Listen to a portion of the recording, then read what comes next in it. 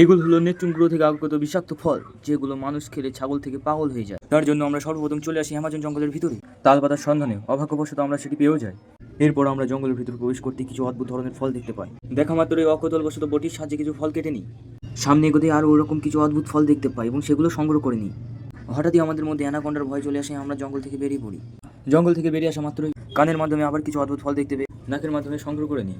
এই হলো সেই ভয়ঙ্কর অ্যামাজন জঙ্গল, সাথে সংগ্রহ করা সেই অদ্ভুত ফল। এত কিছুর মধ্য দিয়ে আমরা অ্যানাকন্ডার বাসা আবিষ্কার করে ফেলি। এই কোটরের মধ্যে অ্যানাকন্ডা বসবাস করে। এরপর তালপাতার উপর সালফিউরিক অ্যাসিড দিয়ে সেটাকে ধুয়ে নেব। আবার সেই অনাকাঙ্ক্ষিত বটির সাহায্য নিয়ে অদ্ভুত ফলের পোস্টমর্টম করতে বসে গেলাম। ঠিক একইভাবে আবার একটু অদ্ভুত ফল নিয়ে তারও ভালোভাবে পোস্টমর্টম করে নিলাম।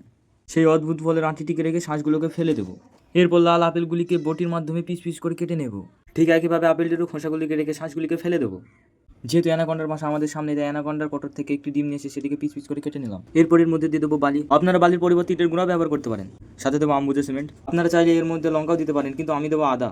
এত সব বিষাক্ত পদার্থ দেওয়ার পর খুন্তির মাধ্যমে মেখে নিলেই তৈরি আমাদের সেই অনাকাঙ্ক্ষিত রেসিপি, যেটি খেলে আপনি পাগল থেকে ছাগল হয়ে যেতে পারেন।